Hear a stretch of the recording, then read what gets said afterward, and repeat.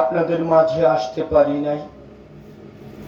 আমাকে কোরআনের মাহফিল থেকে 5 বছর নিষিদ্ধ করা হয়েছিল। জালিমের জুলুমের কারণে কোরআনের মাঠে কথা বলতে পারি নাই। দীর্ঘদিন পরে আপনাদের সামনে আল্লাহ হাজির করেছেন, এজন্য আল্লাহর কাছে শুকরিয়া আদায় করছি, আলহামদুলিল্লাহ। আজকে একটু ব্যতিক্রম ভাবে আলোচনা করব, যেহেতু সময় কম। খুতবা না দিয়ে ডাইরেক্ট কোরআনের তাফসিরে চলে যাব। আমার সঙ্গে আপনারা পড়েন, আউযু বিল্লাহি মিনাশ শাইতানির রাজিম, বিসমিল্লাহির রহমানির রহিম। এটা একটু আগায় দেন। تبت يدا أبي لهب وتب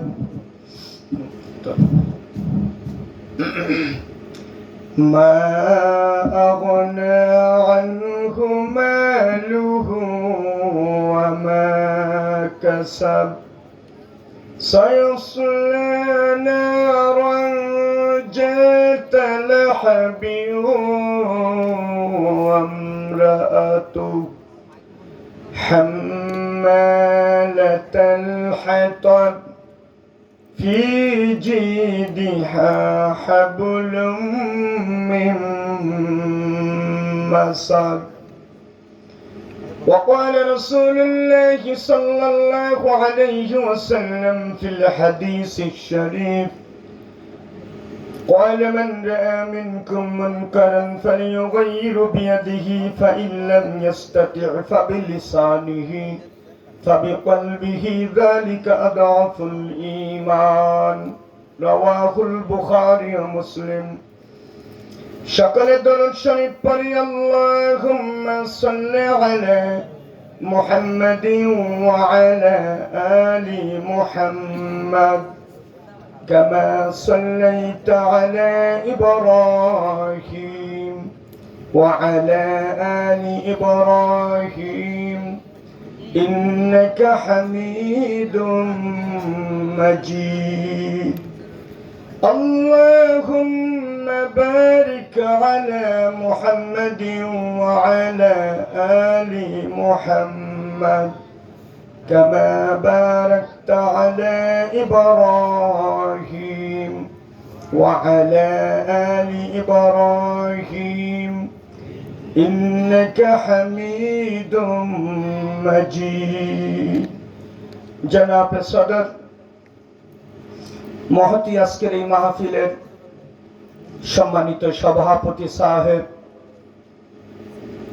প্রধান অতিথি, বিশেষ অতিথিবৃন্দ, মাশায়েখ আযম, হযরত উলামায়ে কেরাম, দিনদার, ইমানদার, পরহেজগার ভাই ও বন্ধুরা, পর্দার আড়ালের সরলা ও বলা স্নেহময়ী মায়াময়ী মা ও বোনেরা, আমরা সকলেই ওই রব্বুল আলামিনের দরবারে লাখ কোটি শুকরিয়া আদায় করে নিচ্ছি যে রব্বুল আলামিন আমাদেরকে সুন্দর পরিবেশে বসার তৌফিক দিয়েছেন। এজন্য সকলেই সালাত ও শুকরিয়া আদায় করছি, আলহামদুলিল্লাহ। বন্ধুগণ, আপনারা এখানে বসতে পেরে খুশি না বেজার? যতক্ষণ আলোচনা হবে বসতে রাজি আছেন না? আল্লাহ কবুল করুন, সকলে বলি আমিন। বন্ধুগণ, আজ যেভাবে যে পরিবেশে আপনারা এখানে মাহফিল করতেছেন, আগামী গত 16টি বছর এইভাবে রুট বন্ধ করে মাহফিল করার কোনো সুযোগ ছিল না, ঠিক না? আমাদের কণ্ঠকে বন্ধ করে দিতে চাইছিল ওরা। ওদের কণ্ঠ বাংলার জমিন থেকে চিরতরে বন্ধ হয়ে গেছে। আজকে যেই দেশে কোরআনের পাখি আল্লাহ আল্লামা দেলোয়ার হোসাইন সাইদি সাহেবকে যেদিন নির্মম ভাবে চক্রান্ত করে হত্যা করা হয়েছিল, সেদিন ঢাকা শহর তার মৃত্যুর সঙ্গে সঙ্গে ভূমিকম্প শুরু হয়ে গিয়েছিল। যেদিন চরমনার পিসাবকে রক্তাক্ত করে ঘুষি মেরে দাঁত ফেলে দিয়েছিল, ওই আলেম ওলামাদের রক্ত যেদিন জ্বলছিল, ওই দিন এই জমিন সাক্ষ্য দিয়েছিল এই জমিনে আর জালিমেরা বেশি দিন চলতে পারবে না। ঠিক কিনা জোরে কন। বন্ধুগণ, আমি সেই দিকে যাব না। আমরা আল কোরআনের সূরা লাহাব থেকে আপনাদের সামনে কিছু কথা পেশ করব। বন্ধুগণ, সূরা লাহাব ছোট্ট একটি সূরা আমি আপনাদের সামনে তেলাওয়াত করেছি। যে সূরাতে সূরার শানে নজুল হচ্ছে, সূরার নাজিলের সময়টা প্রেক্ষাপটটা ছিল এরকম। আল্লাহর নবী আরবের মাটিতে আল্লাহর নবীর পক্ষে লোক ছিল না।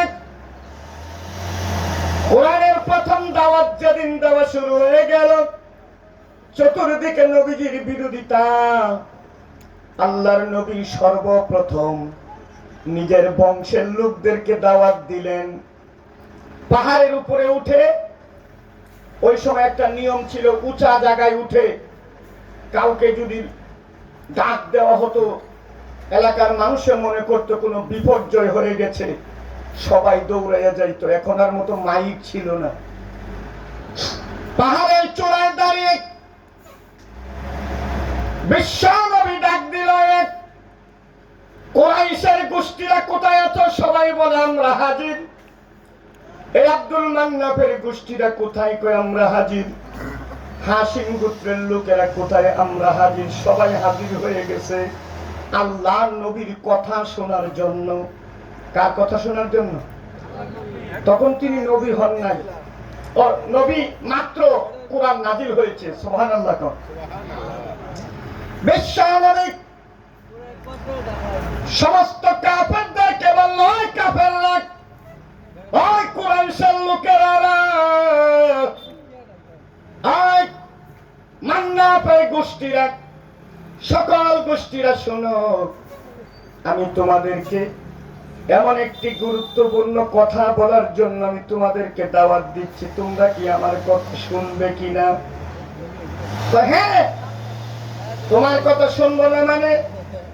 তুমি হচ্ছে আমাদের সেই আলামিন, তুমি জীবনে কোনো মিথ্যা কথা বলো নাই। সুবহানাল্লাহ।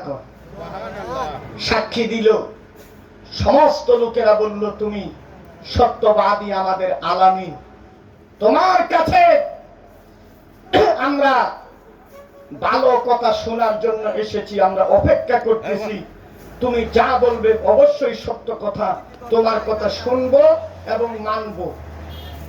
আরবের কাফেররা ওয়াদা দিলেন। দ্বীনের নবী রাহমাতুল লিল আলামিন, দ্বীনের নবী রাহমাতুল লিল আলামিন তাদেরকে কোরআনের দাওয়াত দিলেন আর বললেন, এক আল্লাহর গোলামি করো। এই পৃথিবীতে আমাদের কোনো ক্ষমতা নাই, দেব দেবীর কোনো ক্ষমতা নাই, মূর্তির কোনো ক্ষমতা নাই। ক্ষমতা কার? আরো জোরে কোন? এই মূর্তি, এই দেব দেবীর পূজা করো, এরা তোমাদেরকে কিছু দিতে পারে না। এরা মাটির পাথরের তৈরি। এক আল্লাহর গোলামি যদি না করো, তোমরা জাহান্নামের বিশাল আগুনে নিক্ষিপ্ত হবে। এই দাওয়াত দিলেন নিজের গোষ্ঠীর লোকেরা, এলাকার লোকদেরকে পাহাড়ে দাঁড়িয়ে। আবু জাহেল বলল যে এই কথা বলার জন্য আনছো? আর কোনো কথা খুঁজে পাইছো না? তুমি নবী, তোমার মা নাই, বাপ নাই, টাকা নাই, পয়সা নেই, তোমার আল্লাহ নবী বানাইলো। এই আরবে কত ভালো ভালো লোক আছেন, কে হাওলা অগরে বানাইলো না? তোমারে নবী বানাইলো। আল্লাহ কি চোখকে দেখলো না? বালা কইয়া জোরে জোরে কর নাউজুবিল্লাহ।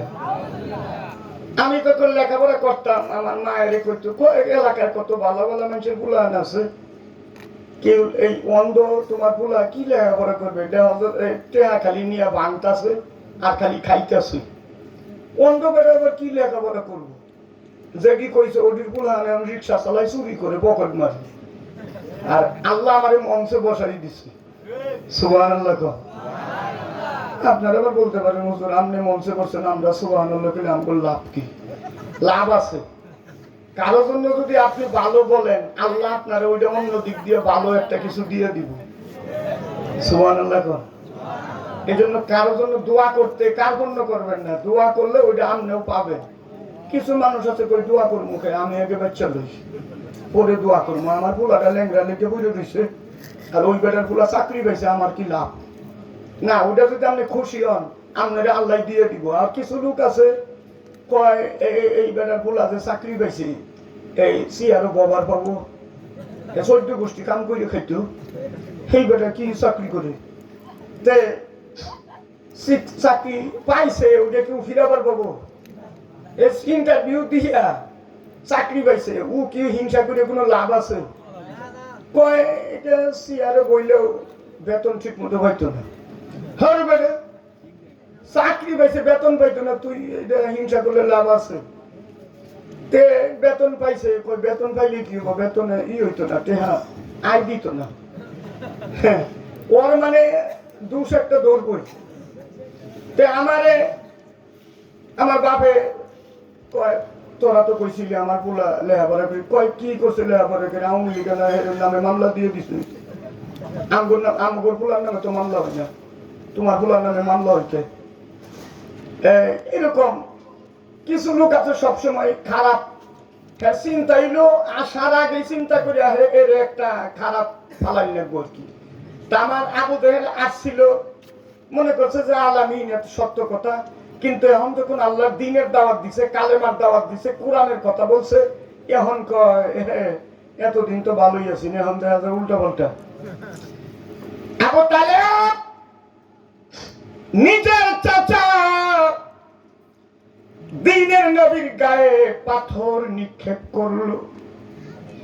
আল্লাহর নবী পাথরের আঘাতে মনটা একটু খারাপ হয়ে গেল, আল্লাহর কাছে বলে আল্লাহ গো, আমি দ্বীনের দাওয়াত দিয়েছি, তোমার কোরআনের কথা বলার কারণে ওরা আমাকে আঘাত করেছে। নবীজির মন খারাপ দেখে আল্লাহ ডাক দিয়ে কয় নবী গো, আপনাকে আঘাত করেছে, আমি আল্লাহ সহ্য করতে পারলাম না। আমার আল্লাহ কোরআনের আয়াত নাযিল করে জানাই দিলেন তাব্বাত ইয়াদা আবি লাহাবি ওয়া তাব, হবে হাত ধ্বংস হবে, সে নিজেও ধ্বংস হয়ে যাবে। কে বলছেন? জোরে কোন? আল্লাহ অভিশাপ দিছে, রক্ষা পাওয়ার কোন উপায় আছে? যিনি অভিশাপ প্রয়োগ করবেন সে নিজেই অভিশাপ দিছে। বানাইছে যদি আমি ব্যাংকে আলাম, এর কাছে বাঙ্গা সহজ না কঠিন, সেই বানাইছে। তা আল্লাহ বানাইছে আবুল হাবরে, এই আল্লাহ করে তোরে ধ্বংস করে দিব, তার বাঁচার কোন উপায় আছে? তাফসীর ওইভাবে আজকে করা যাবে না, সময় কম, অনুবাদ সিস্টেম আপনাদের সামনে বলতেছি। আবুল হাব পাগল হয়ে গেল, আল্লাহ অভিশাপ দিছে, আমার উপায় কি? ঘরের ভিতরে যাই মিটিং করে, মুহাম্মদের আমরা মানি না ঠিক আছে, কিন্তু মুহাম্মদের নবী এটা সত্য। সুবহানাল্লাহ 2 দিন পরে কইেন নাকি?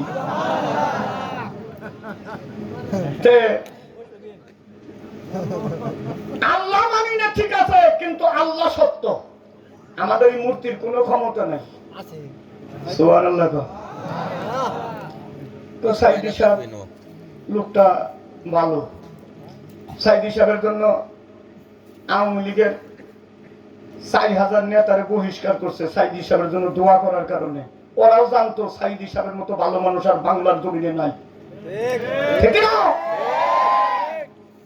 ওরা তো ওই আবু জাহেলের গোষ্ঠী, ওরা যে দাঁড়ায় চলতো ওই গোষ্ঠীরা তো একই দাঁড়ায় চলবে, ঠিক কিনা? একবার রাজ দরবারে যাইয়া দেখে রাজার পোলা জুতা আতায়। মহারাজ আপনার ছেলে জুতা আতায় কে?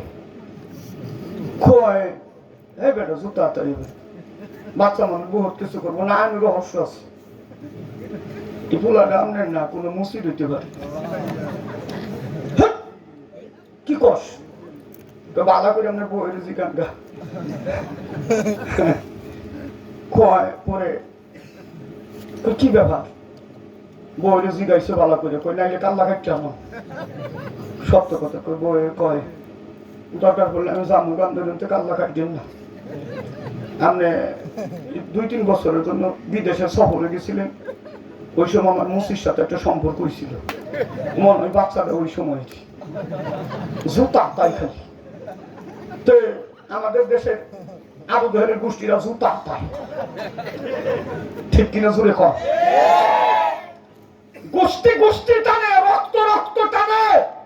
এই শেখ হাসিনা আওয়ামী লীগের কাউয়া কাদেররা আবু জাহেলের রক্ত টেনেছে, এই জন্য আলমদেরকে নির্যাতন করেছে, ঠিক কিনা জোরে কর? বন্ধুগণ, আমার নামে দিছে মাদকের মামলা। আমি নারায়ণগঞ্জ থেকে মাহফিল করে আসি, আমার গাড়ির থেকে মাদকের ফেন্সিডিলের বোতল বাই করতেছে খস খস করে। জানোয়ারের বাচ্চা, ফেন্সিডিলের বোতল বাই করস, এখন এই ফেন্সিডিলের বোতল দিয়ে তোদের রিমান্ডে নিয়ে পিটাইতেছে। রিমান্ডে না পিটাইলে জনগণের লাইফ করে গুড়া চাইটাই যাচ্ছে, ঠিক না? 4 জন বিচারপতি ছিল, 4 জন। আল্লামা দেলোয়ার হোসেন সাইদি রহমাতুল্লাহ, শহীদ, কোরআনের পাখি। বাংলার জমিনে এই পাখি আর হবে না। 4 জন বিচারপতি, একজনে খালাস দিয়েছে, আরেকজনে যাবজ্জীবন দিয়েছে, আরেকজন কিছুই দেয় নাই। আর বিচারপতি এই কুলাঙ্গার, এই জানোয়ারের নাম আমি বলবো না, গুড়া চাগাইয়া, এমনি চিনবেন আপনারা। এই জানোয়ার তাকে ফাঁসির রায় দিয়েছিল। আল্লামা সাইদি বলছিল, বিচারপতি সাহেব আমার একটু কথা আছে। কি কথা? এই রায় শেষ রায় নয়, আরেকটা বিচার আছে। তখন বলছে, আপনার ওই বিচারপতি কিভাবে বিচার করে আমরা দেখব? আজকে দেখছে, একবার গুটা সেগাই ছেড়ে দিছি, ঠিক না? এই জমিন আল্লাহর কোরআনের জন্য প্রস্তুত হচ্ছে। কষ্ট লাগতেছে আপনাদের?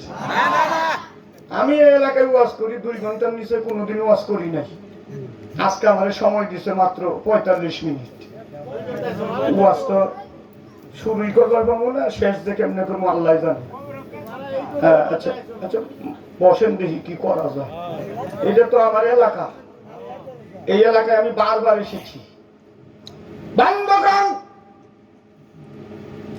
আল্লামা সাইদির পুরা ঘটনাটা একটু বলি আপনাদের সামনে। তাকে যে হত্যা করা হইল, আপনারা অনেক কিছু জানেন না।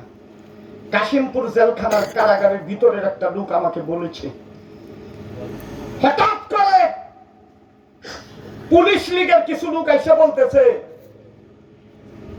আপনি অসুস্থ, হাসপাতালে যাইতে হবে। বলে কি আমি অসুস্থ? মানে আমি অসুস্থ? আমি জানি না, তোমরা জানো? হ্যাঁ, আপনি অসুস্থ। আল্লামা বললেন, আমি অসুস্থ, কত ব্যথায় কাতরাইছি, তোমরা হাসপাতালে নাও, আজকে আমি সুস্থ। আমাকে হাসপাতালের কথা বলতেছো, কারণ কি? বল সেটা জানি না, আমাদেরকে পাঠানো হয়েছে, আপনি অসুস্থ। আল্লামা সাইদি রহমাতুল্লাহ বললেন, যদি আমাকে হাসপাতালে যেতেই হয় তাহলে আমি, আমার পরিবারের লোক আমার সাথে থাকবে। বললো যে না, তা হবে না। তারপরে বললো যে আমার প্রাইভেট ডাক্তার আমার সাথে থাকবে। কয় না, তাও হবে না। হার্ট অ্যাটাকের কথা বলে তাকে ফ্রিজি হাসপাতালে নিয়ে যাওয়া হলো।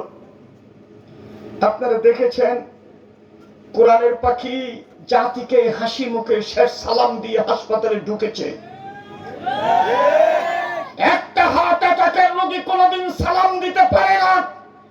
হার্ট অ্যাটাকের রোগী কথা বলারই কোনো ক্ষমতা থাকবে না। আল্লামা সাঈদীকে পরিকল্পনা করে শহীদ করার জন্য সেখানে ঢোকানো হয়েছিল, ঠিক কিনা? পরের দিন দুপুর বেলা সকল লোকদেরকে তার রুম থেকে বের করে দেওয়া হলো, বললো আপনারা বাহিরে যান, তার সঙ্গে আমাদের কিছু কাজ আছে। একটা মহিলা নার্স দরজার আড়ালে দাঁড়িয়ে বলল, আমি দেখি আল্লামার সঙ্গে কি ব্যবহার করা হয়। যারা ইউটিউব চালান তারা দেখেছেন দুপুর সময় ওই মহিলা চুপ করে একটা ছবি পাঠাইছিল জেলখানার ভিতর থেকে, তিনি বসে আছে তার বিছানায়। আল্লামাকে বিছানায় শুয়াইয়া তার জামাটা উঠাইয়া নাভির মধ্যে একটা ইনজেকশন দিয়েছিল।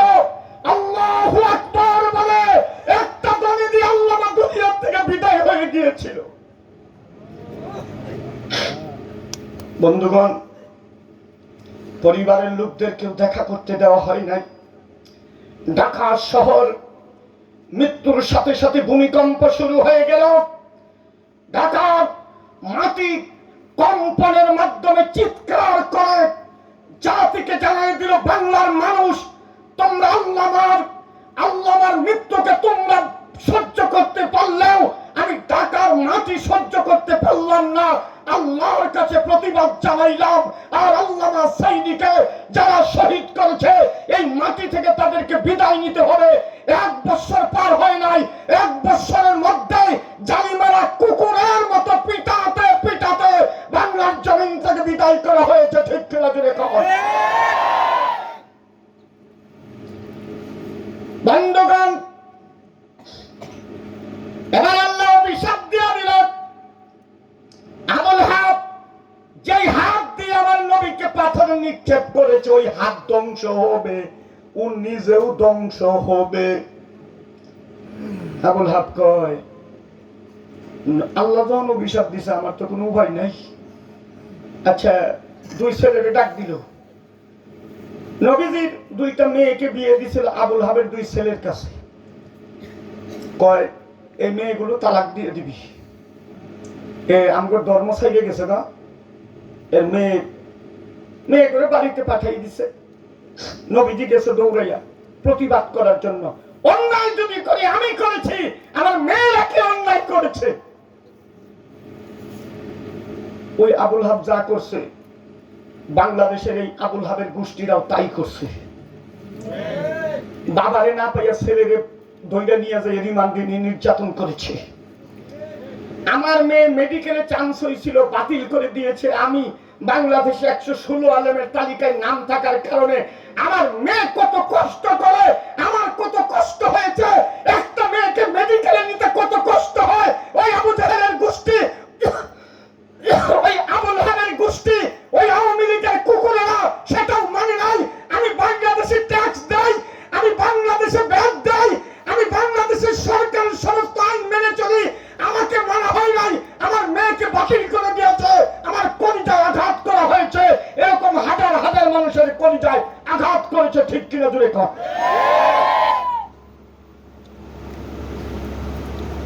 কষ্ট হচ্ছে আপনাদের? বন্ধুগণ, বাস্তব তাফসীর করতেছি আপনাদের সামনে। বন্ধু, নবীজি যাওয়ার পরে আবুল হাব আল্লাহর নবী যখন বলল আমার মেয়ের কি অপরাধ, আমার মেয়ে কি অন্যায় করেছে, আবুল হাবের 2 ছেলে উত্পাদিত আমার নবীকে নির্যাতন শুরু করে দিল। আঘাতে আঘাতে রক্তাক্ত করে দিল আমার নবীকে। আমার নবীজি আঘাত খেয়ে দৌড়াইয়া যাইয়া একটু জিকির করেন লা ইলাহা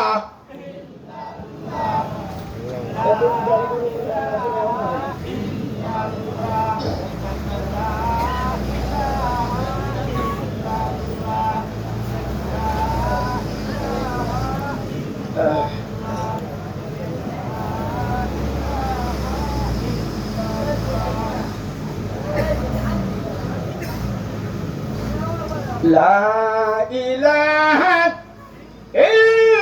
ইল্লাল্লাহু মুহাম্মাদুর রাসূলুল্লাহ সাল্লাল্লাহু আলাইহি ওয়াসাল্লাম। দ্বীনের নবী রাহমাতুল লিল আলামিন মার খেয়ে নির্যাতন সয়ে ঘরে দৌড়ে চলে গেলেন। নবীজি কে আঘাত করেছে আবুল হাবের দুই ছেলে। আবুল হাব বলল, আপনার কথা বুঝতে পারতেছেন তো? আবুল হাব বলল, মুহাম্মদকে যে তোমরা আঘাত করলে, এখন মুহাম্মদ যা বলবে তাই তোমাদের হবে, তাড়াতাড়ি দৌড়াইয়া যাও, দেখো মুহাম্মদ কি অভিশাপ দেয়। অভিশাপ যেটা দিবে সেটা তোমাদের বাস্তবায়ন হয়ে যাবে, তাড়াতাড়ি দৌড়াইয়া যাও। মুহাম্মদ কি বলে সতর্ক যাতে থাকা যায়, তাড়াতাড়ি দৌড়াইয়া যাও।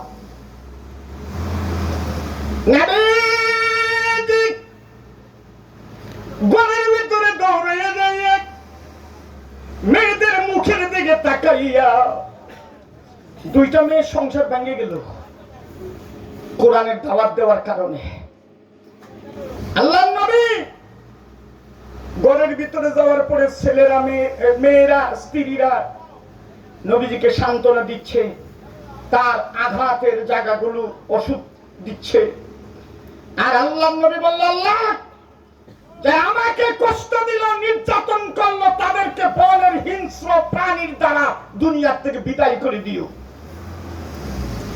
এবার আবুল হাব কয়, মুহাম্মদ কি অভিশাপ দিছে? কয় বনের প্রাণী হিংস্র জানোয়ার যাতে আমাদেরকে খেয়ে ফেলে, এই অভিশাপ দিছে। কয় একটু সাবধানে থাকিস। মুহাম্মদ যেহেতু বলছে তাহলে অভিশাপ লাগিয়ে যাবে, তবে যতদিন একটু বাঁচা যায়, সাবধানে থাকা যায়, এতদিন একটু সাবধানে থাকিস, বনের আশেপাশে জঙ্গলার আশেপাশে যাবি না। যেহেতু মুহাম্মদ সাল্লাল্লাহু আলাইহি ওয়াসাল্লাম বলছে, এটা অবশ্যই লেগে যাবে। বন্ধু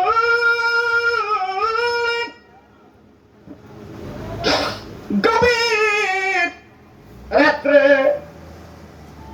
আবুল হাবের দুই ছেলে নিয়ে ব্যবসায় গিয়েছিল। গভীর রাত্রে এক জায়গায় রাস্তায় থাকার ব্যবস্থা, দুই ছেলে ঘুমাইয়া গেছে। 100 সৈনিক পাহারায় দাঁড়া করাইয়া দিছে। কয়শো সৈনিক? 100 সৈনিক, যাতে আমার ছেলেদেরকে কিছু করতে না পারে। তোরা তোদের ঘুম পরে ঘুমাবি, আগে আমার ছেলেদেরকে পাহারা দিবি। কারণ মাথার উপরে আছে মুহাম্মদ সাল্লাল্লাহু আলাইহি ওয়াসাল্লামের অভিশাপ। কার অভিশাপ? আল্লাহর নবীর অভিশাপ। কার অভিশাপ?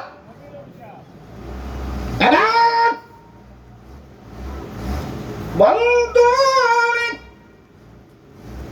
গভীর রাত্রে ঘুমাইয়া গেছে, বনের ভিতর থেকে হঠাৎ করে বাঘের গর্জনের আওয়াজ আবু তালেবের কানে চইলা যে লাফ মাইরে উঠা পড়ে পড়ে তাড়াতাড়ি ভিড়া।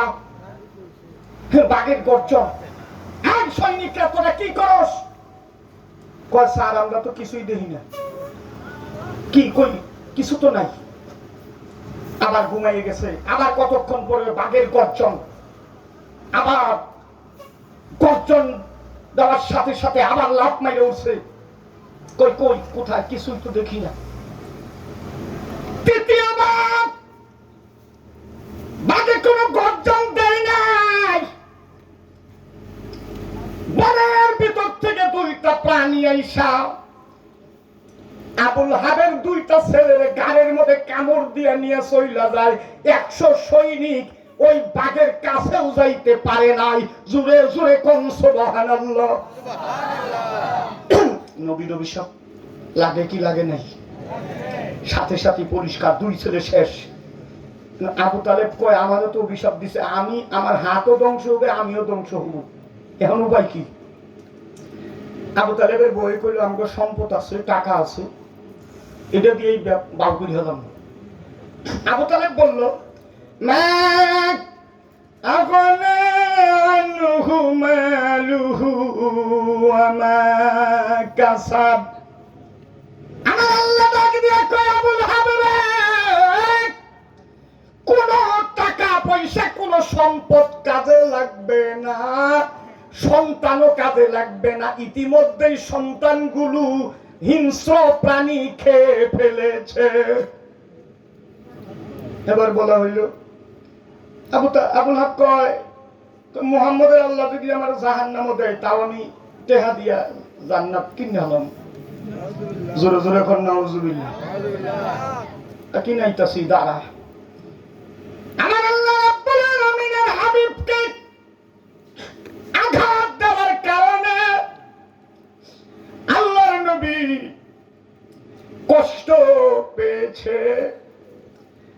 কিছুদিন পরে বদরের প্রান্তরের যুদ্ধ, ওই যুদ্ধে আবু হাব যায় নাই। কয় তুমি বদরের, আবু জাহেল কয় তুমি গেলা না বদরের যুদ্ধে? কয় না যাবো না, কারণ মুহাম্মদের আল্লাহ আমার অভিশাপ দিছে, এই বদরের প্রান্তরে এমন আছে আমার কালবাটা বুঝে যাবো, আমি যাবো না, আমি একটু সাবধানে যতদিন থাকবার পারি বাড়ির ভিতরেই থাকি, বাড়ির থেকে বাইরে হই না। পোলা দিনে আমার পরে হে অনেক সাবধান, বাড়ির থেকে বাইরে হই না। কিন্তু বদরের যুদ্ধের পরে তার গালের মতো একটা ফোড়া হইছে। কি হইছে?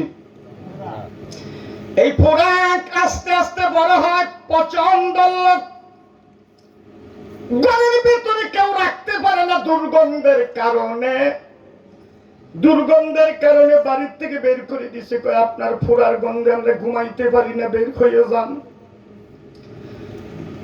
এবার রাস্তায় রাস্তায় ঘুরে দুর্গন্ধের কারণে মানুষ তারা দৌড়ায়, হাঁটতে পারে না, জমিতে পড়ে গেল। কিছু মানুষ শেষরায় নিয়ে ময়লাখানার পাশে রাইখে আসলো, ওইখানেই আবুল হাবের মৃত্যু হয়।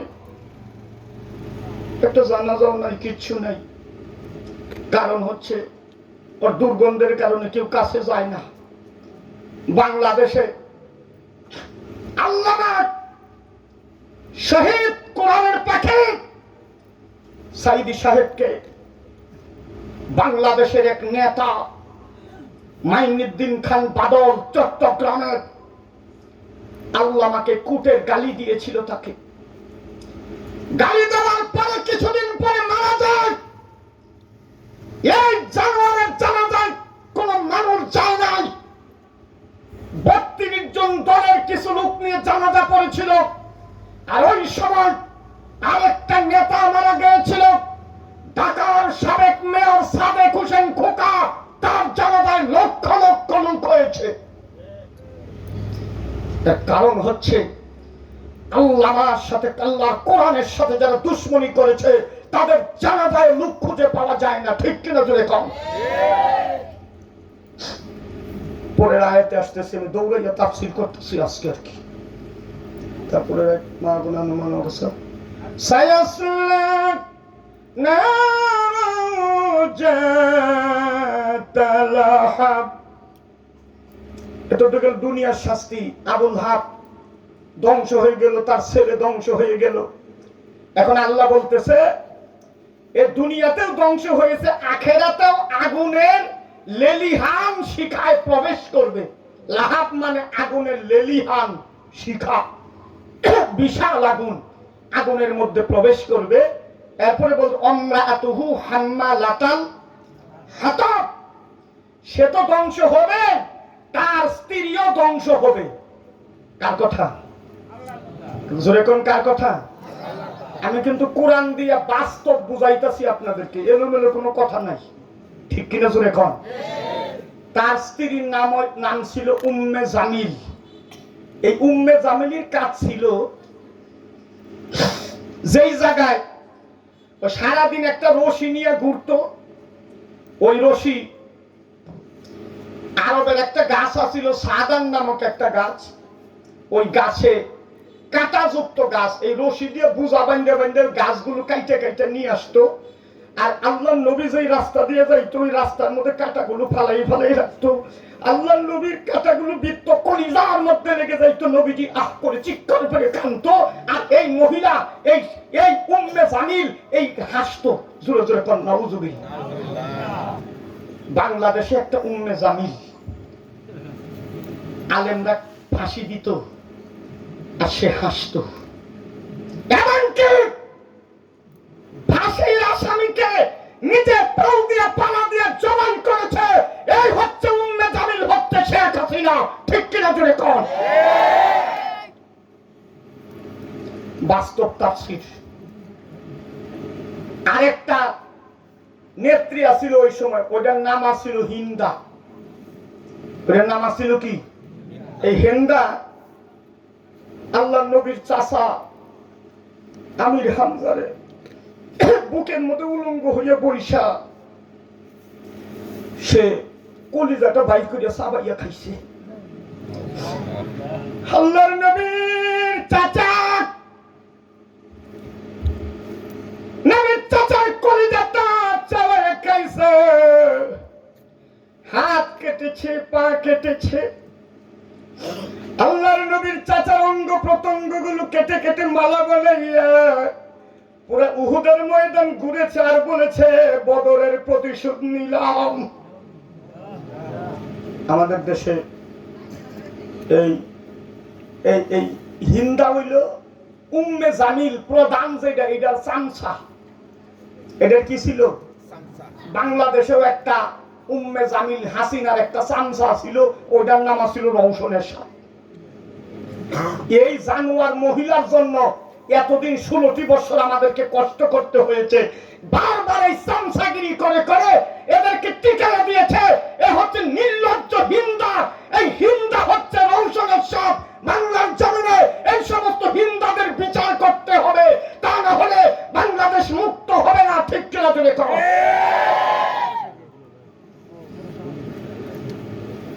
দুই নেত্রী বাইর করলাম, তাফসীর চললে আরো বাইব। বেজার হইতেছেন আপনারা? বেজার হইলে কি, যখন কঠিন ময়দান ছিল তখনই থামছি না, এখন কি থামবো? কারণ আপনাদের আপনাদের ভয় করলে তো আমার চলবে না। আমার ভয় করতে হবে আল্লাহকে। কাকে? হক কথা যদি গোপন করে যাই বক্তা, ওই বক্তার আল্লাহ তক্তা বানাবো।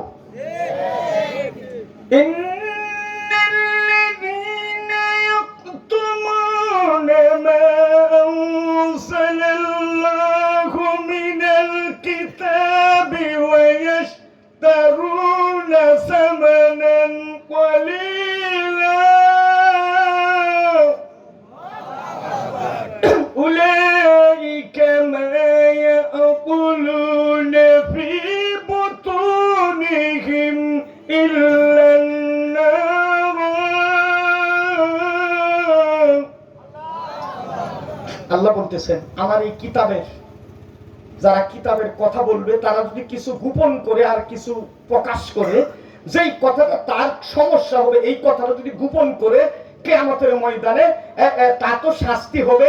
দুনিয়াতে এই যে কথা বলতে গিয়ে এই যে আপনাদের ওয়াজ করতে আসছি, এই খাওয়া দাওয়া করছি, পেটের মধ্যে ঢুকাইছি, আবার যাওয়ার সময় কিছু পকেটও দিয়ে দিবেন। এই যা খাইলো যা ঢুকাইলো পকেটে, আল্লাহ বলতেছেন